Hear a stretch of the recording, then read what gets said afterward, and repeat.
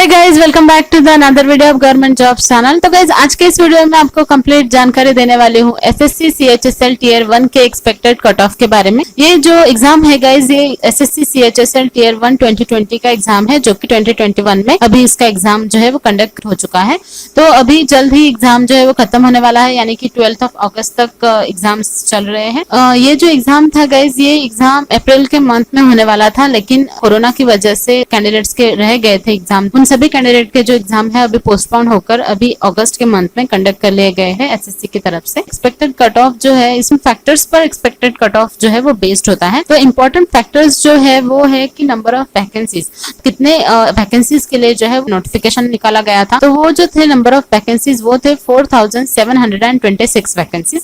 4726 vacancy के लिए complete notification out किया गया था, लेकिन जो फॉर्म फिलअप हुए थे वो थे 37,850 फॉर्म जो है वो इतने वैकेंसीज के लिए फिलअप किए गए थे। एसएससी का क्या होता है कि मतलब जो जितने नंबर ऑफ वैकेंसीज होती है उसके 10 गुना ज्यादा कैंडिडेट्स को जो है वो एग्जाम के लिए बुलाया जाता है।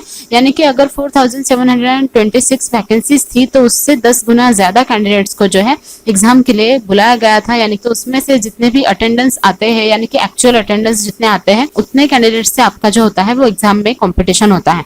तो एक्सपेक्टेड अटेंडेंस जो थे इस एग्जाम के लिए वो थे 33%, यानी कि 12 लाख प्लस कैंडिडेट्स जो है वो बुलाए गए थे, या फिर उतने कैंडिडेट्स ने जो है वो एक्चुअली अटेंड किया था एग्जाम अपना। यानी कि 33% कैंडिडेट्स ही सिर्फ एग्जाम देने के लिए आए थे, जितने होते हैं कि 12 लाख प्लस कैंडिडेट एग्जाम देने के लिए एक्चुअली आए थे। तो इतने कैंडिडेट्स में से अगर हम कंपटीशन लेवल चेक करें तो 1 सीट के लिए, यानी कि एक सीट के लिए 26 कैंडिडेट्स जो है वो एग्जाम दे रहे थे। यानी कि एक सीट पर 26 कैंडिडेट का जो है वो कंपटीशन था, यानी कि कंपटीशन लेवल जो है वो बहुत ज्यादा बढ़ गया था। इसी की वजह से गाइज आपका जो ओवरऑल लेवल ऑफ एग्जाम था वो मॉडरेट लेवल का था, और मॉडरेट एकदम ज्यादा भी हार्ड नहीं थे, क्योंकि गाइज कुछ जो इंग्लिश का आपका सब्जेक्ट था या फिर जनरल नॉलेज का सब्जेक्ट था और रीजनिंग का था वो इजी था, जैसे आपका मतलब पिछले साल या फिर जो अप्रैल में आपकी एग्जाम हुई थी उसमें था, वैसे ही इजी था। लेकिन जो कॉन्ट का सेक्शन था और जीए का सेक्शन था वो थोड़ा हार्ड लेवल का था, यानी कि मॉडरेट लेवल का था, क्योंकि कॉन्ट का जो पेपर था उसमें थोड़ा ज्यादा लेंथी क्वेश्चंस पूछे गए थे। इसी की वजह से टाइम मैनेजमेंट नहीं हो पाया है बहुत सारे कैंडिडेट्स का, इसीलिए मॉडरेट लेवल का हम इस एग्जाम को कह सकते हैं।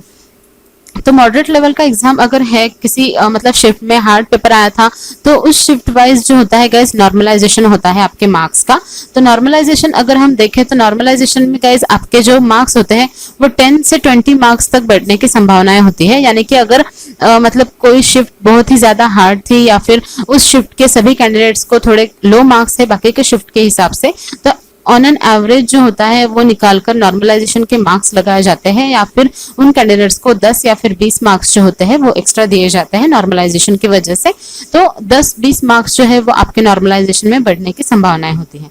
तो इसके हिसाब से गाइज अगर हम देखें आपके मार्क्स नॉर्मलाइजेशन में बढ़कर और आपके मतलब इन सभी number of vacancies, expected attendance, form fill up data और कंपटीशन लेवल और आपके एग्जाम का ओवरऑल लेवल देखकर अगर हम देखें कि कितने कैंडिडेट्स ने मतलब कितने ओवरऑल क्वेश्चन सॉल्व किए हैं या फिर कितने अटेम्प्ट किए हैं, तो वो क्वेश्चंस जो है वो ऑन एन एवरेज हम कह सकते हैं कि 60 प्लस, यानी कि 60 to 70 क्वेश्चंस हर एक कैंडिडेट ने जो है वो सॉल्व किए हैं। मतलब 60 से नीचे भी हो सकते हैं कुछ कैंडिडेट्स के, लेकिन हम यहाँ पर आपको एवरेज में बता रहे हैं। तो on an average 60 to 70 questions जो है वो हर एक कैंडिडेट ने जो है वो सॉल्व किए हैं। तो इसके हिसाब से गाइस अगर हम आपको एक्सपेक्टेड कट ऑफ या फिर रॉ मार्क्स बताएं तो आपके कैटेगरी वाइज जो है वो यूआर कैटेगरी के कैंडिडेट्स को मतलब एक्सपेक्टेड कट ऑफ या फिर रॉ मार्क्स जो है वो जा सकते हैं कि 70 to 75 प्लस।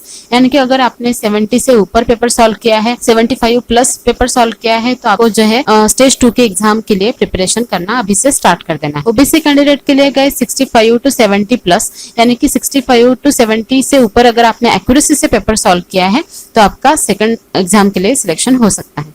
एससी कैटेगरी के लिए गाइस 62 प्लस है और एसटी कैटेगरी के लिए भी 62 प्लस है।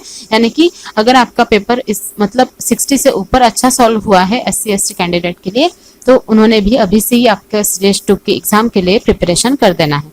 अगर गाइस कुछ कैंडिडेट को एक्सपेक्टेड कट ऑफ मार्क्स जो है वो हायर लग रहे हैं, यानी कि उन्हें लगता है कि मतलब उनके जो मार्क्स है वो इन सभी कट ऑफ रेशो से या फिर कट ऑफ मार्क्स से नीचे आ सकते हैं, यानी कि 10 या फिर 20 मार्क्स उनके नीचे है कम है, तो उन सभी कैंडिडेट को बिल्कुल भी टेंशन नहीं लेना है, क्योंकि नॉर्मलाइजेशन में जो आपके मार्क्स होते हैं वो बढ़ सकते हैं।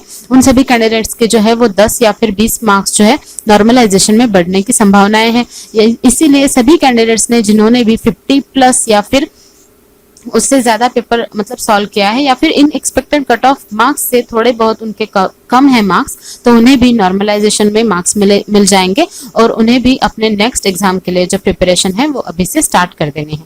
तो guys, complete expected cut off marks और उसी के साथ जो आपका इंपॉर्टेंट फैक्टर्स बेस्ड होते हैं आपके कट ऑफ मार्क्स में, उन सभी के बारे में कंप्लीट डिटेल में मैंने आपको जानकारी दे दी है। फुल एनालाइज करके हमने आपको बता दिया है। तो अगर आपको वीडियो पसंद आया हो तो प्लीज वीडियो को लाइक कीजिए, शेयर कीजिए, और अगर आप हमारे चैनल पर न्यू हैं तो प्लीज चैनल को सब्सक्राइब कीजिए। Thank you all.